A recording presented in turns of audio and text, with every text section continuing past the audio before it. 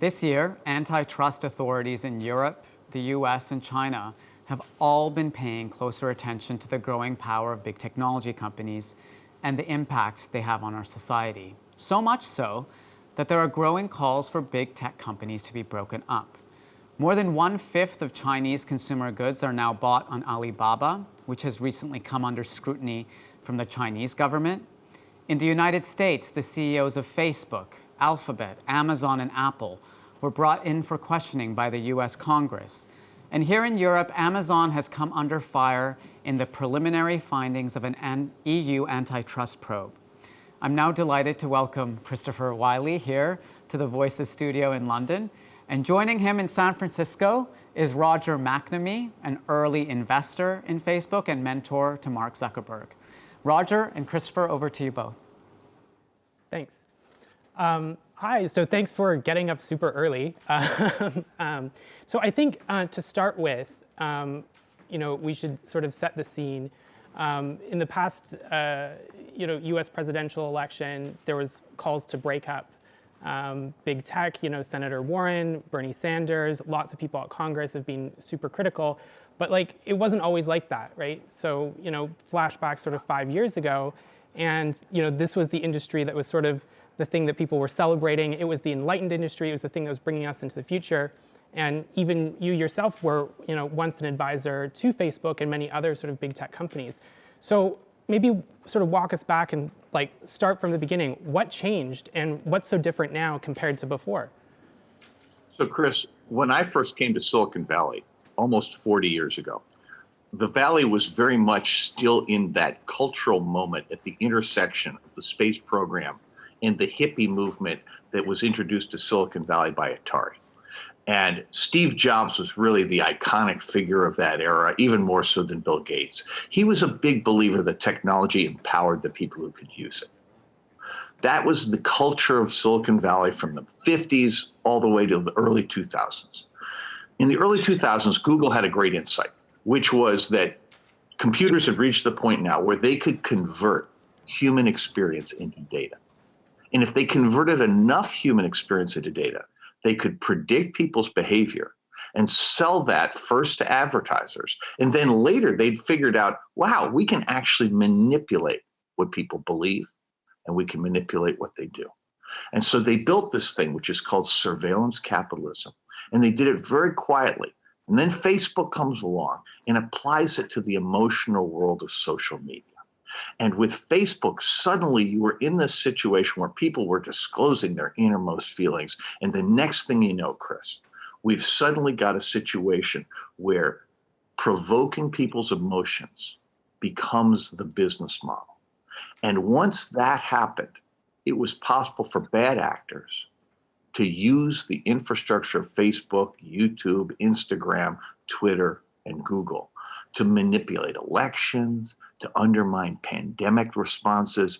And the thing that we've seen over the last few years is this cascading series of catastrophes going from the online world into the real world, to the point where in the United States, our pandemic response has been a disaster, where Trump has used social media to make people lose confidence in elections. And our entire society is being torn apart by this. So you're an advocate of antitrust as one of the sort of legal vehicles we could use to fix this issue. Do you want to maybe explain a little bit what actually is antitrust for people who don't know it or have heard of it but don't really live in that world? And why is antitrust an important vehicle to fix some of the problems that we're seeing within big tech? So the issue in technology is that these companies have literally been unregulated. But in a sense, it's worse than that, because in the United States, we have a law called Section 230 of the Communications Decency Act. It was created in 1996 to get the industry started, but it basically has been interpreted by courts as blanket protection against liability for anything that goes wrong on an internet platform like Facebook or Google. Well, the problem with that is that as failures have gotten larger, suddenly we're faced with three issues. First, these products are actually not safe. Secondly, they invade your privacy and take away your right to self-determination. But thirdly, and this is what antitrust is about. These companies are now monopolies. And so they've basically caused a halt in innovation in the tech space outside their world. And so a lot of really cool ideas are not coming to market because these guys prevent it from doing so. So the notion here is that we need to have three kinds of regulation. We need to require liability to these companies for the harms they do. We need to guarantee humans the right to control their own data. And then lastly, we need to do something about how big and powerful these companies are. And the right way of doing that is controlling their business model and then ultimately breaking them up into smaller pieces. So last summer, we saw, I think, a pretty interesting moment, at least within this sort of entire dialogue about big tech and what to do about it. The Stop Hate for Profit campaign, which you were involved with, along with many other NGOs and civil rights organizations, calling for large companies and small companies alike to pull back their advertising from Facebook to make a point that Facebook shouldn't profit from hate. Facebook comes back and says, well, we don't actually profit from hate. This is not what we're about, and this is not the right way to go. So on one hand, do you think that this quote-unquote techlash is forming part of a cultural moment, or do you think that this was just another excuse for big companies to woke wash and sort of make a false stand for something to gain activist support? So I think it's really easy to miss what matters about 2020. But in the United States, we've had a series of things going on. So the pandemic triggered an economic correction, a collapse, if you will, huge unemployment, lots of issues. And our ability to respond to it has been undermined by disinformation spread over internet platforms. And because everybody was at home, they could see the disinformation spreading. So suddenly the responsibility that Facebook and Instagram and Twitter and Google and YouTube have is obvious to everybody. But then George Floyd was killed. And the murder of George Floyd, again, with everybody at home in quarantine watching it, revealed how the role that Facebook in particular plays in amplifying hate, and particularly white supremacist hate, and the role that they were playing in organizing and recruiting people into white supremacist organizations and into things like QAnon. And all this took place in plain sight. So the original idea for Stop Hate for Profit began with the actor Sacha Baron Cohen. But what gave it legitimacy, what caused it to really come together, was the murder of George Floyd, which is when Color of Change, with Rashad Robinson, who'll be speaking in a few moments, the NAACP, the Anti-Defamation League, Common Sense Media, and Free Press all came together, civil rights organizations, to call attention to the fact that, wait a minute, all of this hate doesn't happen in a vacuum. Advertisers are paying for it.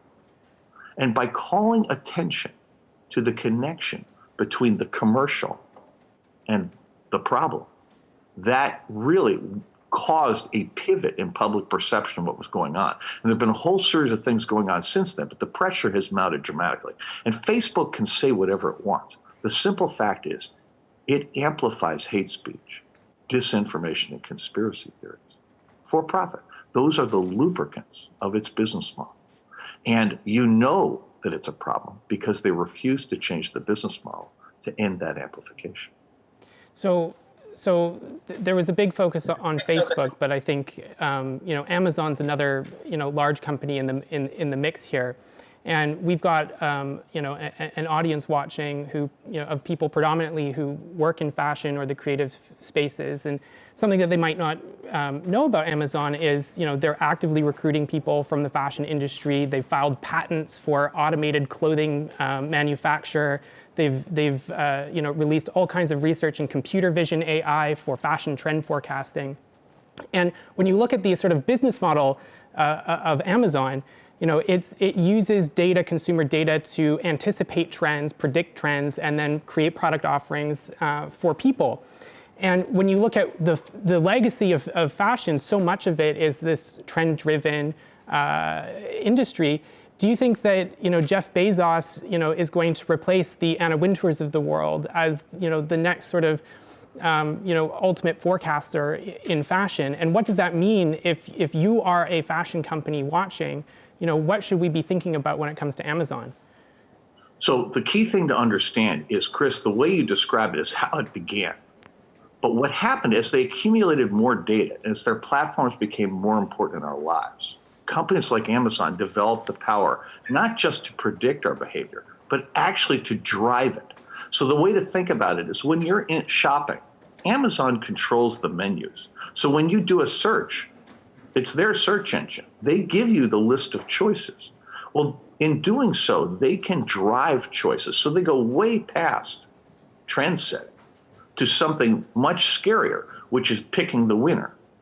And the reason this matters is the culture of Silicon Valley isn't optimized on consumer choice. It's not about making us better. It's about efficiency. Their profit comes from getting all of us to do what they want, which is to say the same thing. In their world, everybody wears the same clothes. In their world, everybody believes the same things because that's more efficient. And here's the thing, the fashion industry has a superpower.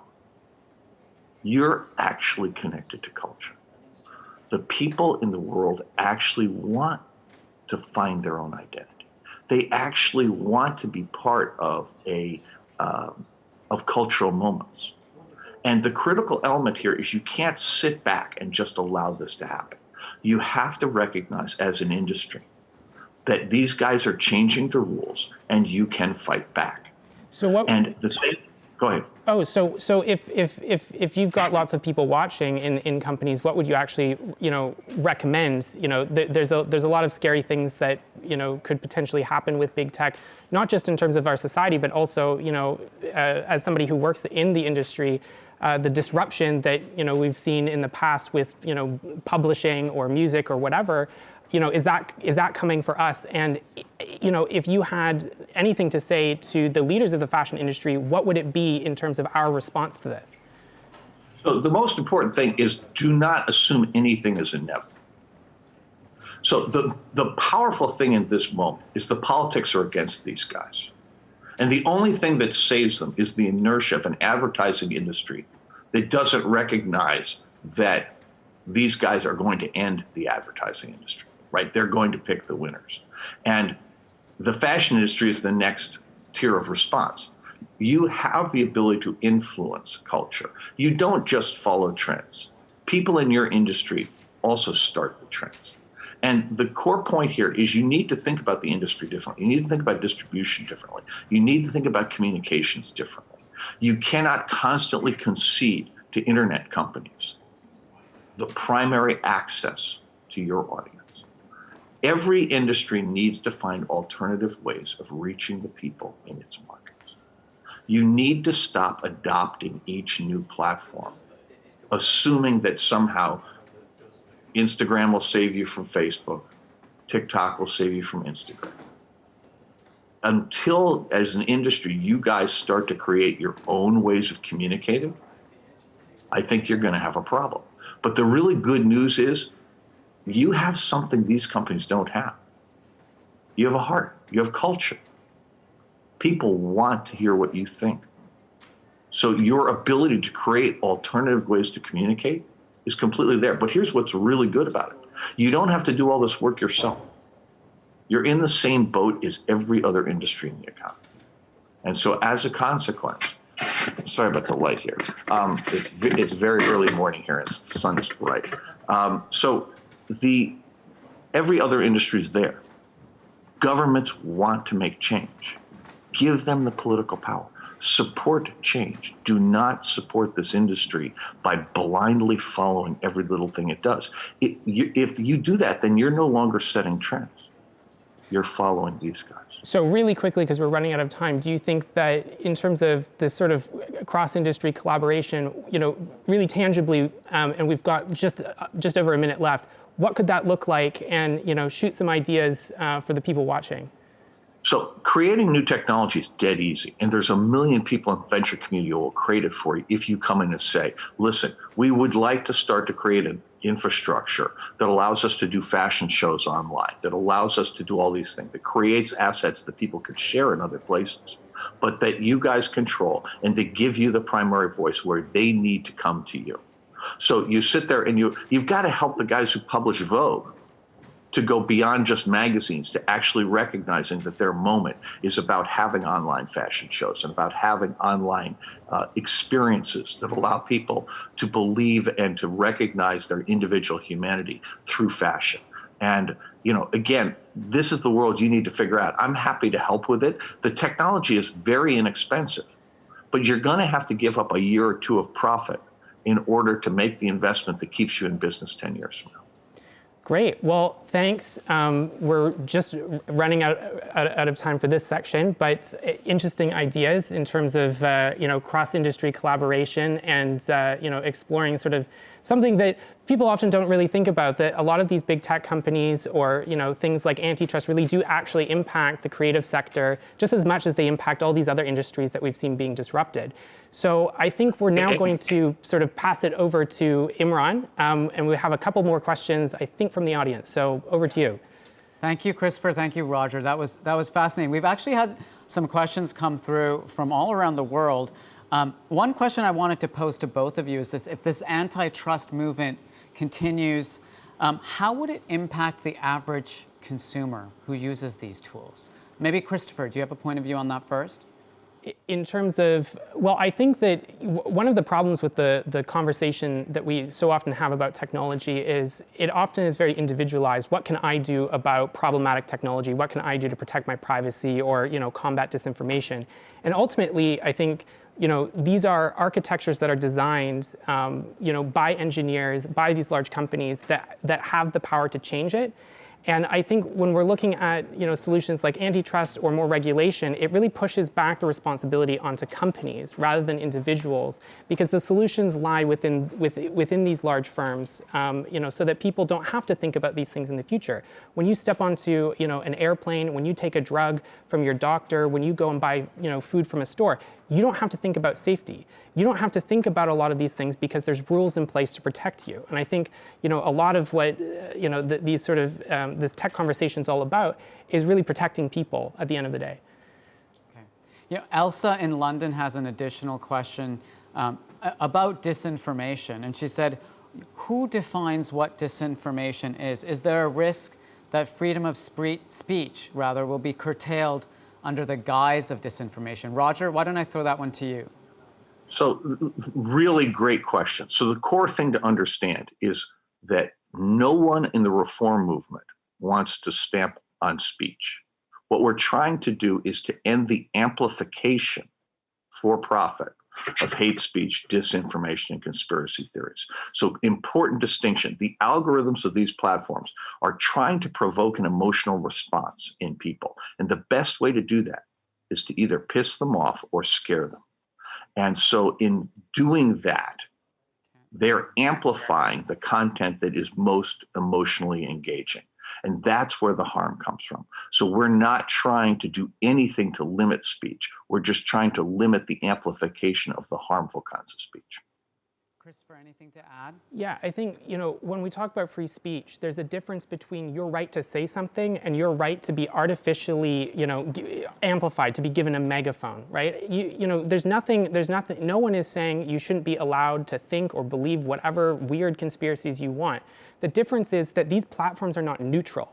So when you go onto, Facebook, there are many pieces of technology interacting with each other to decide, what you see at the top versus the bottom of your news feed. And what that means is that there are certain kinds of, speech that is problematic, that is artificially amplified. And, I think it was Sacha Baron Cohen that said that, if you were a restaurant owner and you had, Nazis goose step into your restaurant, what would a responsible owner say? Oh, no, free speech. We've got to let them in. We've got to let them shout at our customers. Or would they say, you know what? You can believe what you want, but not at my establishment. And that's not an infringement on speech. That is a rational response to hate and disinformation. One final question, which has come from Catherine in the UK. So many fashion businesses have become very reliant on these platforms to reach customers. What would you recommend to them if they don't want to support these kinds of technology platforms? Roger, how about you going first?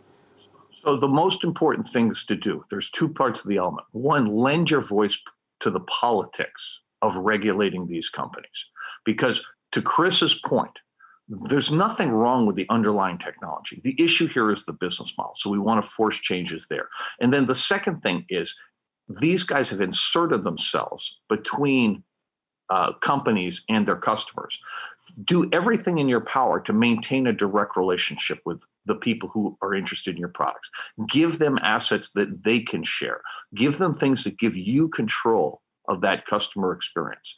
And at the moment, they're not that expensive.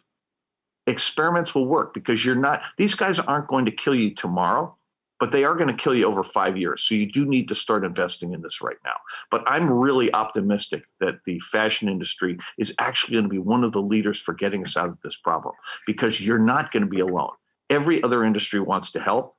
The difference is you're actually in the culture business, so you have much more influence. And if you use your voice constructively, it's going to make a huge difference. Okay, we have to leave it there. Thank you, Roger McNamee in San Francisco, Christopher Wylie here in the Voices studio.